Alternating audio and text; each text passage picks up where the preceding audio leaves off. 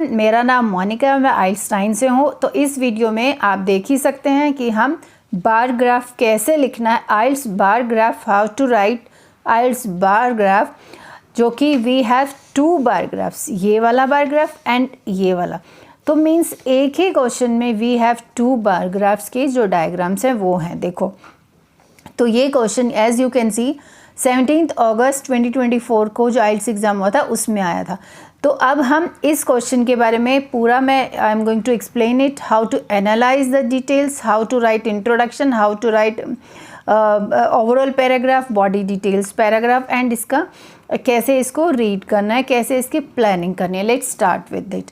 Okay, so I can see two diagrams. So first diagram, let's read the first diagram. So what they are saying about first diagram: percentage of services arriving on time, actual and target.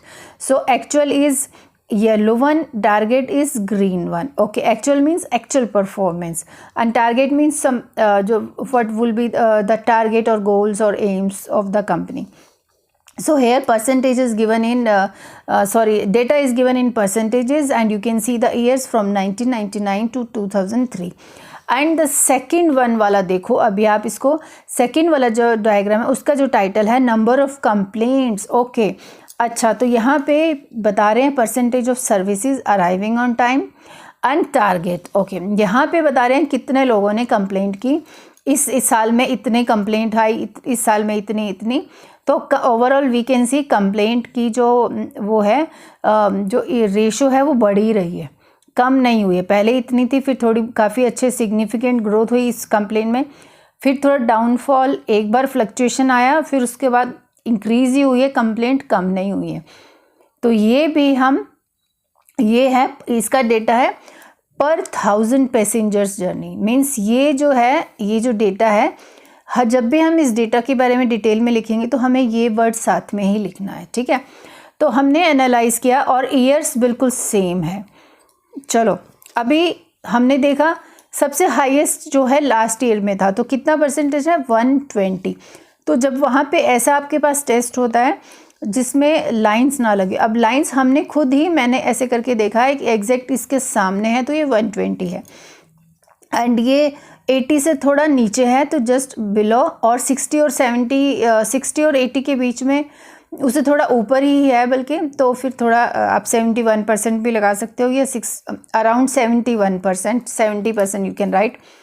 और ये proper पूरा 100 पे है तो 100%, मतलब जो exact इसके सामने है तो वो तो एग्जैक्ट हो गई, लेकिन ये जो है ना ये एग्जैक्ट नहीं है। तो इनको शो करने के लिए, इनको लिखने के लिए हमें रफली अप्रॉक्सीमेटली जस्ट बिलो 80,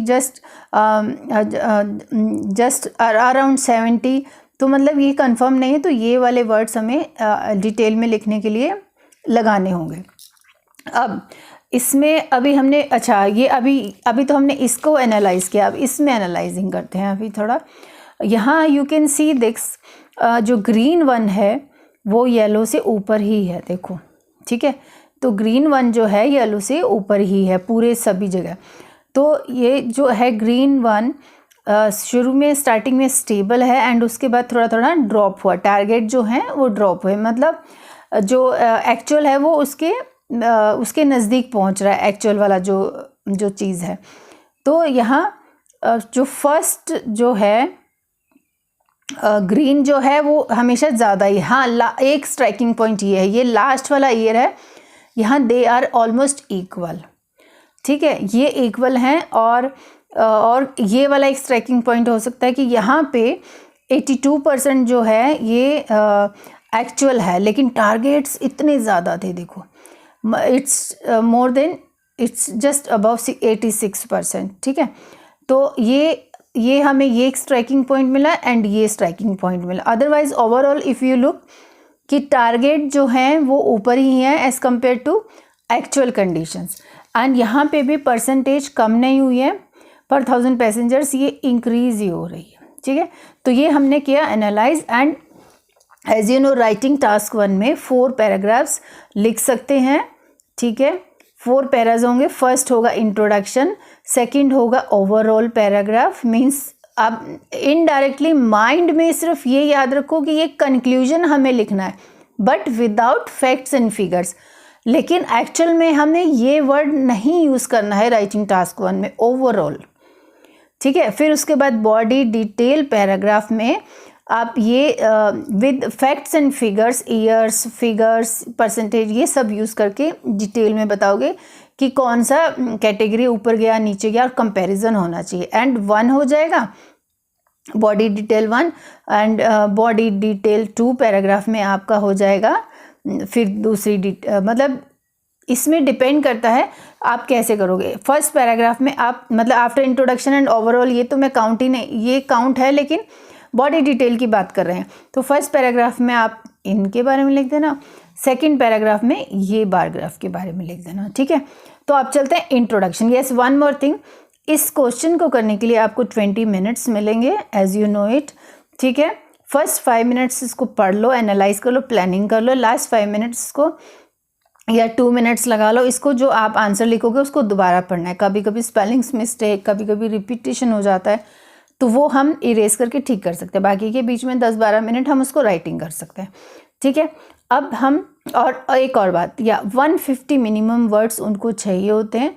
आप चाहे तो 160, 170, 180, 200 वर्ड्स भी लिख सकते हैं, बट फालतू की चीज़ें नहीं लिखनी, काम की चीज़ लिखनी, जो यहाँ दिया है उसी को एक्सप्लेन करना है।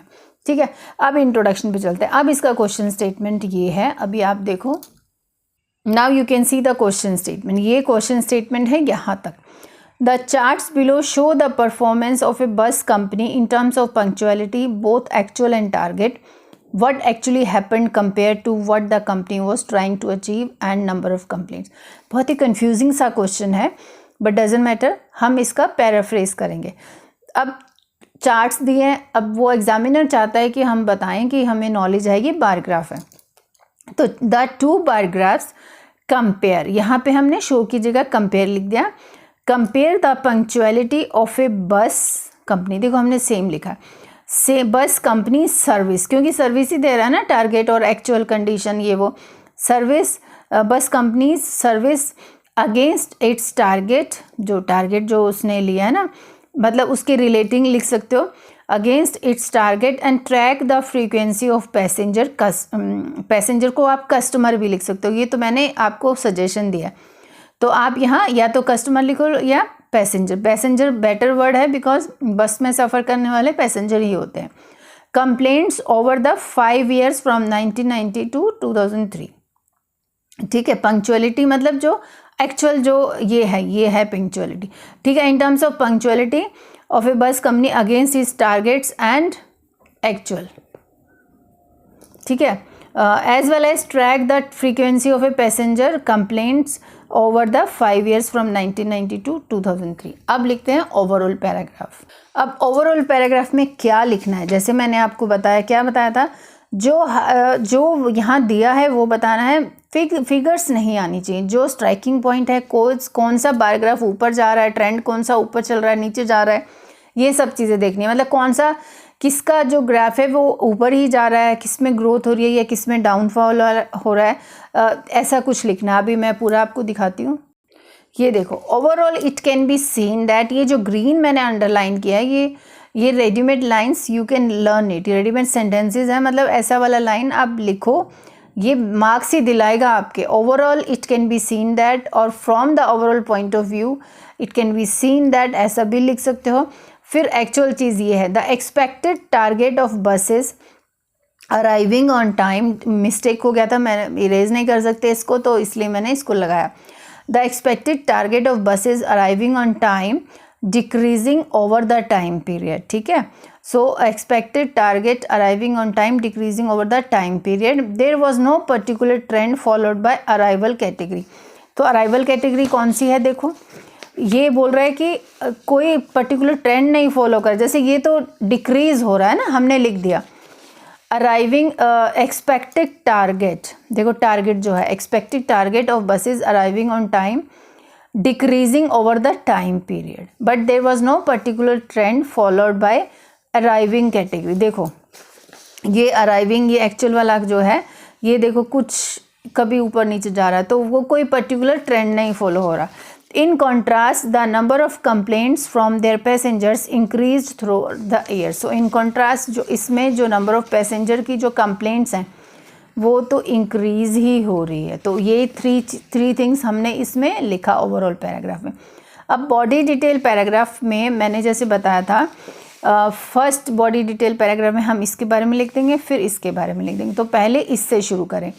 इसमें एक इम्पॉर्टेंट बात you should always remember that first year and last year इसका कंपैरिजन होना बहुत इम्पॉर्टेंट है। बीच में अगर हो चाहो तो जैसे इन दोनों को कंबाइन कर सकते हो आप, जो मिलती जुलती कुछ फिगर्स रहती हैं उनको आप कंबाइन करके लिख सकते हो, ठीक है।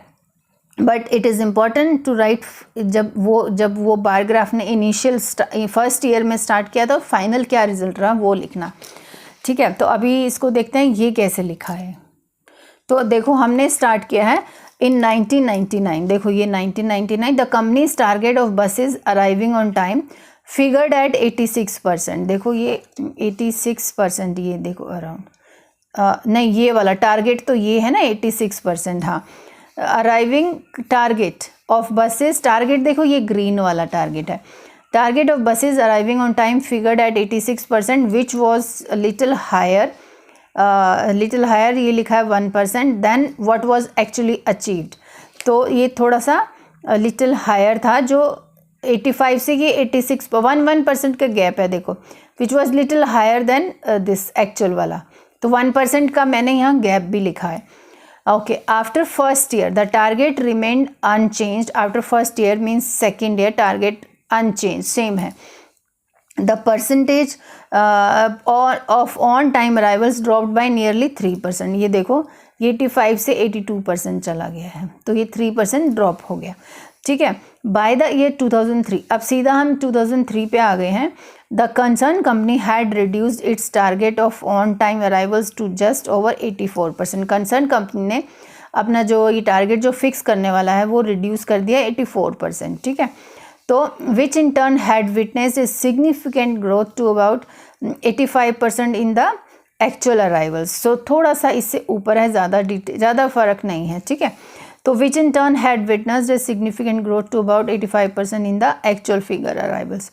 तो हमने इतना सा ये फर्स्ट पैराग्राफ बनाया। चाहो तो आप इसमें लिख सकते हो 2001 एंड 2002 को कंबाइन करके भी लिख सकते हो, ठीक है, कि इन दोनों 2001 एंड 2 में ज़्यादा देर वॉज नो सिग्निफिकेंट चेंजेस।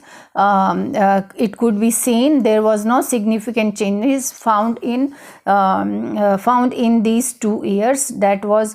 तो अब इन दोनों का कंबाइन कर दो, इन दोनों को कंबाइन कर दो कि येलो जो है एक्चुअल जो है conditions, actual arriving of buses, तो ये कितना था, ये देखो सीधा डिटेल नहीं दोगे तो भी चलेगा, लेकिन यहाँ पे देखो इसका it was 83 and 83 in 2001 and 84 in 2002। So no changes was there, but here ये तो सेम ही लग रहा है बिल्कुल, तो ये भी आप लिख सकते हो, ठीक है। तो अब चलते हैं सेकंड वाला पैराग्राफ। इसमें 1999 में विद जो था ये 71 या 70 लगा लो, और उसके बाद फिर इंक्रीज़ हुआ, अच्छा फिर थोड़ा डाउन हुआ, उसके बाद ये इंक्रीज़ ही हो रहा है। तो सिंपल सी लाइन लिखनी है, कुछ ज़्यादा बड़ी नहीं लिखनी। So on the contrast in the second bar chart, ठीक है, स्टार्टिंग एट रफली 7% ऑफ टोटल पैसेंजर्स इन 1999। देखो ये स्टार्टिंग पॉइंट हम बता रहे हैं।